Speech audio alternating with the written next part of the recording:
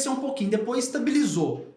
Aí na hora que caiu, falou assim, sinal vermelho. O incentivo ainda tá crescendo, o faturamento começou a cair, nós estamos com um problema sério. Caramba, olha que aula de gestão aqui, hein?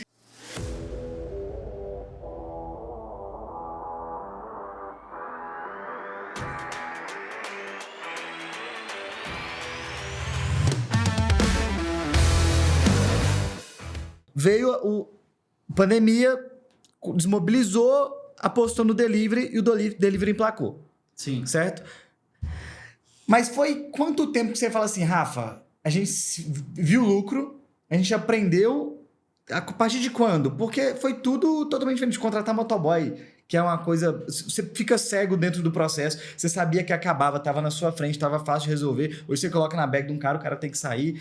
Explica a lógica de aprendizado do delivery e, se puder, compartilhar o número de pedidos, o máximo de pedidos que vocês vieram num dia ou pedidos no mês, pra galera ver o volume que vocês têm. Não precisa falar de valor de faturamento, mas acho que o número de pedidos é legal pra galera entender. Se você era logística, você é própria, se é logística iFood, como você decidiu essas coisas hoje, porque vocês são um grande case de sucesso aqui. Para o pessoal entender, vocês arrebentam.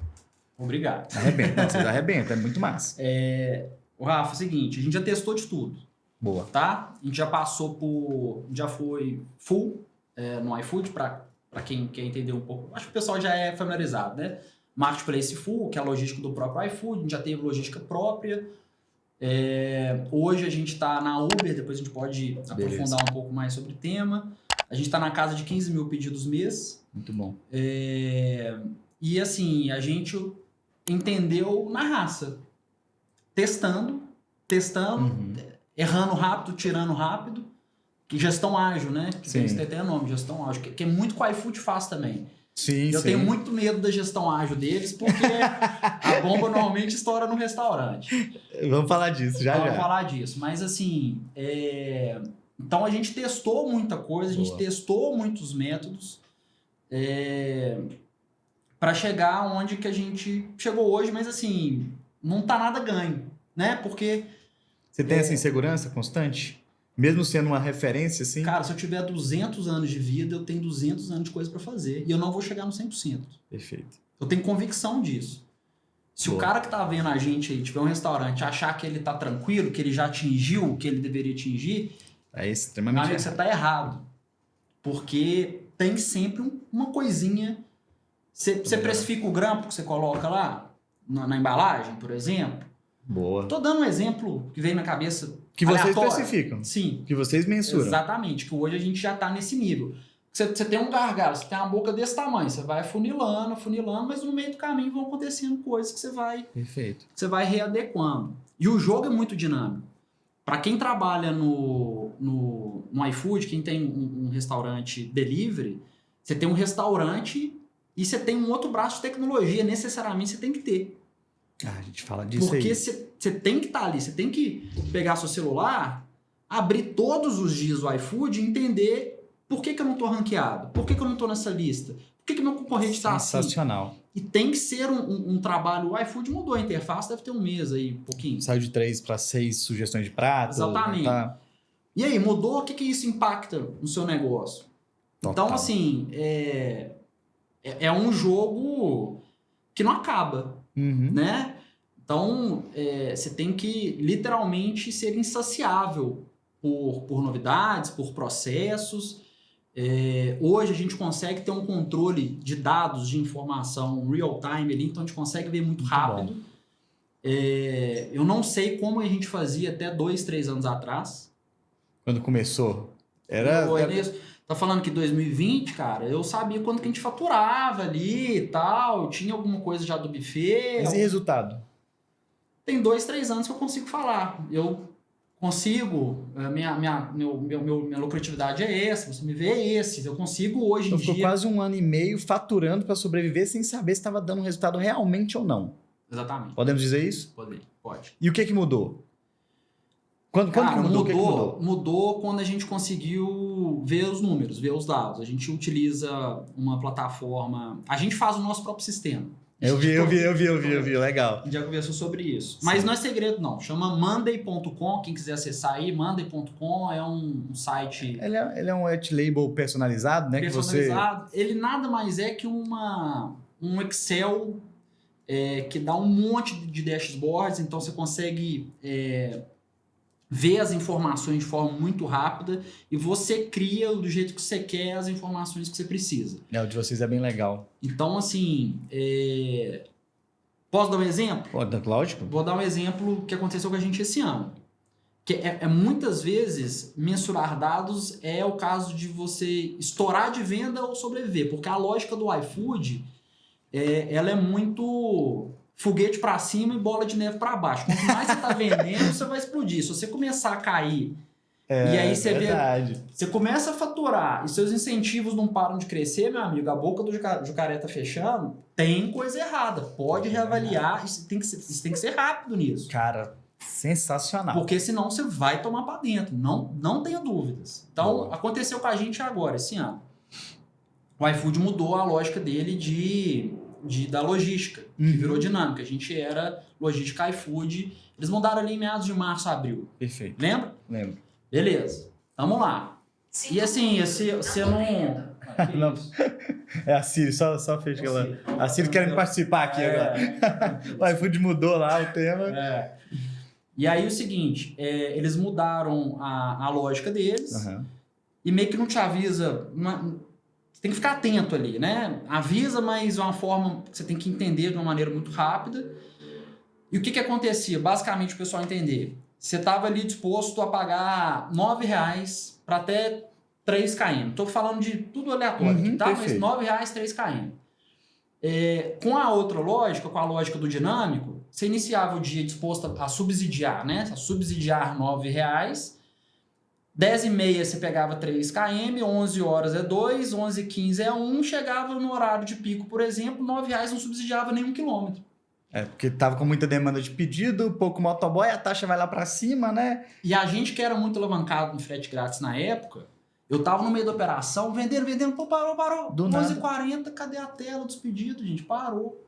Não vendia, você perdia ranqueamento porque o impulsionamento era o frete. Caramba. Aí você só reparava na hora que você estava esperando que você entrar muito pedido, parava. Exatamente. Aí a gente começou a analisar os números. Então, o que a gente viu? Para a gente manter a nossa lógica, a gente teve que manter o frete grátis. Tá. Aí no primeiro momento, aí os incentivos dispararam.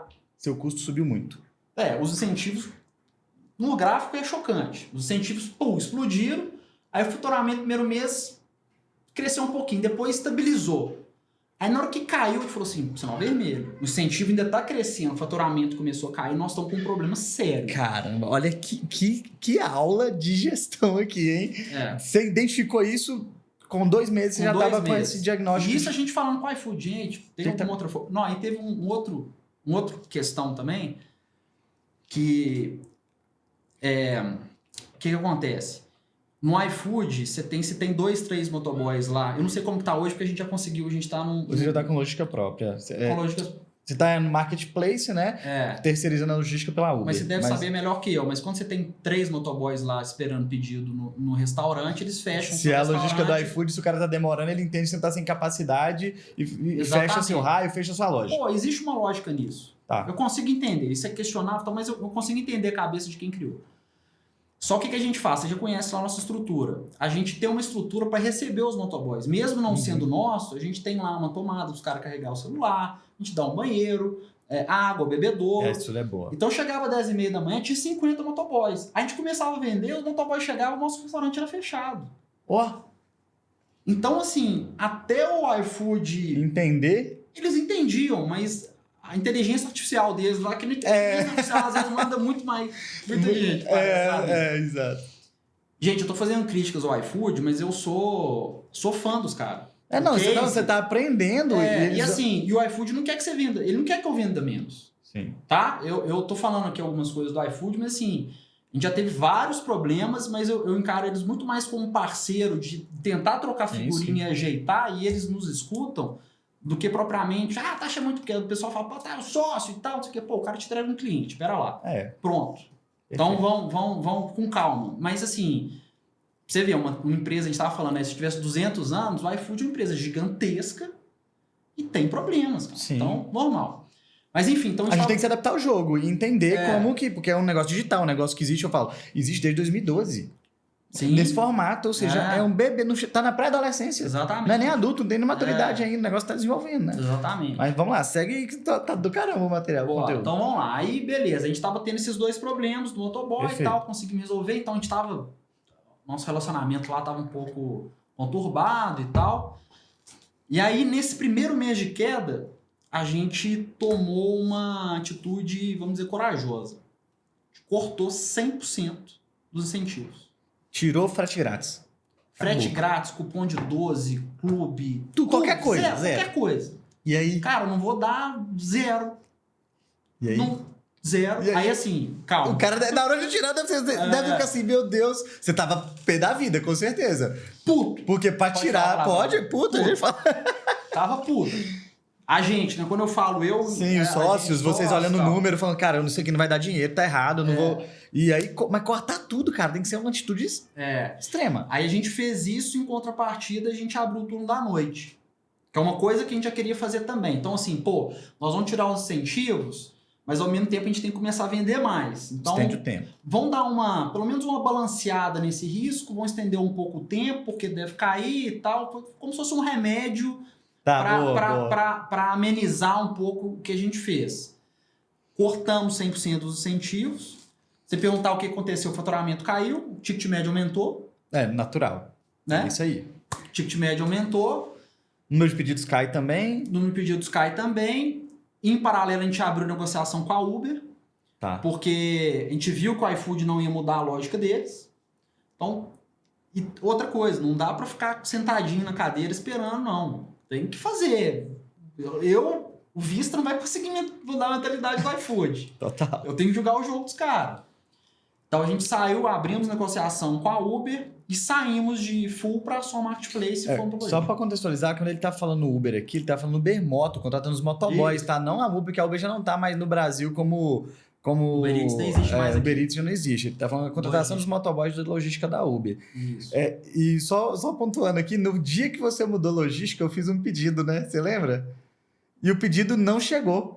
E aí eu liguei e falei, Gabriel, cara, eu fiz um pedido faz 2 horas, você lembra? Foi no dia. Eu falei assim, velho, você tá sabendo que eu mudei a logística? Eu falei, não, eu fiz um pedido hoje e não chegou. Ele, velho, foi um caos hoje. E foi mal, eu vou mandar entregar seu pedido. E você descobriu depois lá o que aconteceu, né, com o pedido? Cara, o processo o primeiro processo de mudança, ele é sempre caótico, porque você muda completamente o sistema. A Uber tem um sistema que integra diferente, você tem toda uma equipe nossa por trás para tentar entender qual que é o novo formato, enfim, te respondendo, nem sei o que aconteceu, porque no primeiro dia aconteceu várias coisas, infelizmente acontece. E aconteceu, desculpa, ao vivo. Não, você resolveu rápido, deu 15 minutos depois que a gente tava aqui, eu consegui almoçar. Então, assim, em um mês, a gente fez o que a gente talvez não estava tendo coragem de fazer. Então, uma crise nos impulsionou para algo que hoje em dia foi libertador. Mais uma vez, mais um processo que fez muito sentido para a gente na época. Legal. Então... Decisão difícil num cenário complexo, né? Complexo. E aí, assim, com a saída da logística do iFood para a logística da Uber, a gente conseguiu ter liberdade de jogar o jogo do jeito que a gente quer. Então, em termos de logística. Gostou desse conteúdo? Clique nos vídeos ao lado para mais gestão, mais vendas e mais lucro.